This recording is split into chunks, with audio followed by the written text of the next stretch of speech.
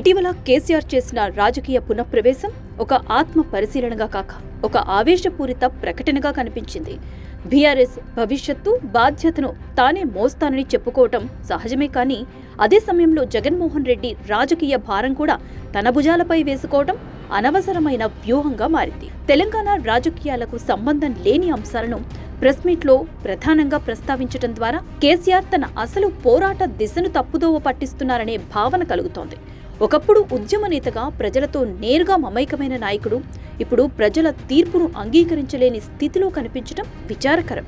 కేసీఆర్ రాజకీయ భాషలో పదునుంది, కానీ ఆ పదును ఎక్కువగా హేళనకే ఉపయోగపడుతోంది. తాజా ప్రెస్ మీట్లో ఆయన తెలంగాణ ముఖ్యమంత్రి రేవంత్ రెడ్డి పేరును ఒక్కసారి కూడా ప్రస్తావించకపోవటం వ్యూహం కంటే అహంకారానికే ప్రతీకగా కనిపించింది. రేవంత్ రెడ్డి ముఖ్యమంత్రి కావడం కేసీఆర్కి చేదు నిజమే కావచ్చు, కానీ ప్రజాస్వామ్యంలో ఆ నిజాన్ని అంగీకరించక తప్పదు. ప్రత్యర్థిని అంగీకరించినంత కాలం రాజకీయ పోరాటం మొదలవదు. ఎన్నికల రాజకీయాల్లో స్థాయి హోదాల కంటే వాస్తవ అధికారమే ముఖ్యమనే సత్యాన్ని కేసీఆర్ ఈ దశలో విస్మరిస్తున్నట్లుగా అనిపిస్తోంది.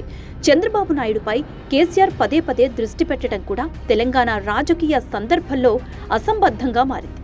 ప్రస్తుతం తెలంగాణలో చంద్రబాబు ప్రత్యర్థి కాదు, అయినా ఆయన పేరును ప్రస్తావిస్తూ ఆంధ్రప్రదేశ్ ప్రభుత్వ పనితీరు, పెట్టుబడుల అంశాలపై విమర్శలు చేయడం ద్వారా కేసీఆర్ తన రాజకీయ దృష్టిని చీల్చుకుంటున్నారు. చంద్రబాబు ప్రతిపక్షంలో ఉన్నప్పటికీ ఓటమిని స్వీకరించి శాసనసభలో పోరాడిన తీరు కేసీఆర్ ప్రస్తుత వైఖరితో పోలిస్తే స్పష్టమైన తేడాను చూపిస్తుంది.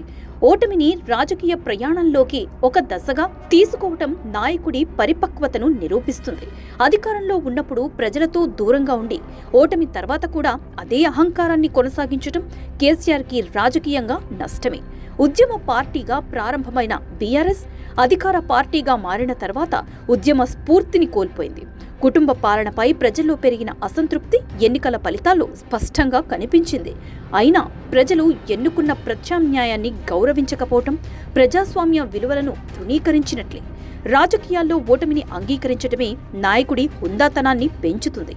ఈ సత్యాన్ని కేసీఆర్ ఎంత త్వరగా గ్రహిస్తే అంత త్వరగా ఆయన రాజకీయ పునర్నిర్మాణం సాధ్యమవుతుంది.